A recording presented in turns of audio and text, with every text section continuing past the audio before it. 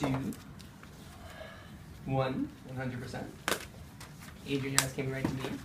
So here we have our pattern that we've started to notice. We had C, D, C, and then we had E, F, E. So there's a pattern that's starting to notice. But then down here we have G, H. So we would expect that this one would be what letter? What would we expect this letter to be? Mario? G, but it's H. Why do you think the author might have done that? Why do you think the author, or the poet in this particular instance, why do you think the poet changed the rhyme scheme? Like, why might they change the rhyme scheme? What would that might do to you as the reader? Any thoughts about that, or any ideas? No. Any ideas? Why might they change text? So it's like C, D, C, E, F, E, G, H, A. Well, like, what's it do to us as we're going through it? Ashley, do you have any hypotheses about why the author might have done that? And let's make sure our eyes and ears are on her. So I'm going to count down. 3, 2, 1. The devil alone drives the eyes of the person who's speaking. I think the author might have done that because he's trying to trick us, saying that it's going to be G, but instead it's H. So one possible hypothesis is that they are trying to trick us in some way. They're trying to trick us. Londra, what do you think might be a possible reason? I think the possible reason is why he did that, because there's sometimes there's patterns like 2 are the same and then there's one different, with shapes like square, square, circle, and then it keeps going on. Mm-hmm. Like a pattern can have 2 the same at first and then 1 different next. It's like a pattern. Mm-hmm.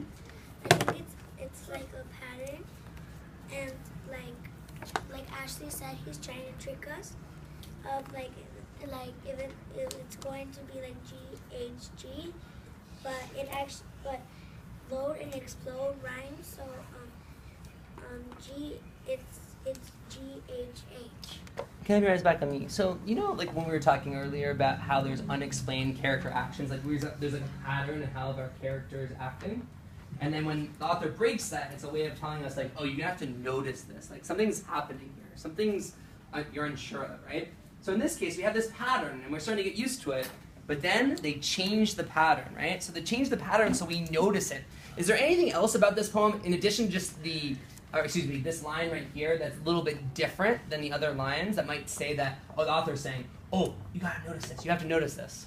Do you notice anything else about it? Yeah. The top says harmless. Okay, so I'm more on this last line right here where it says, or does it explode? Or does it explode? Do you notice anything different about that last line in addition to not following the rhyme pattern? Yeah. The rhyme pattern is usually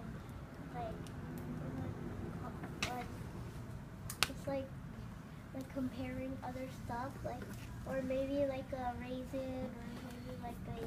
Oh, so you notice how they keep comparing, and then that changes. Huh, so I guess that's one way it's different. Is there anything you notice how it's written? Is there anything different in how it's written? Like the print? Sometimes authors experiment, or poets experiment with the print to tell us something. Oh, Iris, what do you notice? That it's almost like it's italicized. Oh, so I think the word is italicized. Can you repeat after me? Italicized?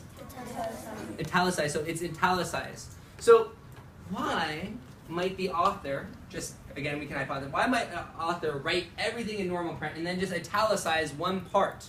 Why might they do that? Leilani, why might they do that?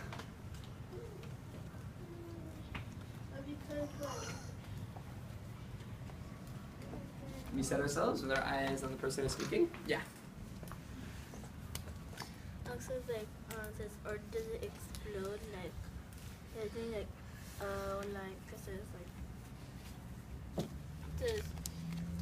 it's like it's saying they're asking the question for the agreement for how things that could happen to it, and then and I think it's just the other ones is kind of like an idiom, and then the last one's more I don't know how to say it. More just saying it, and then the other one's just like in a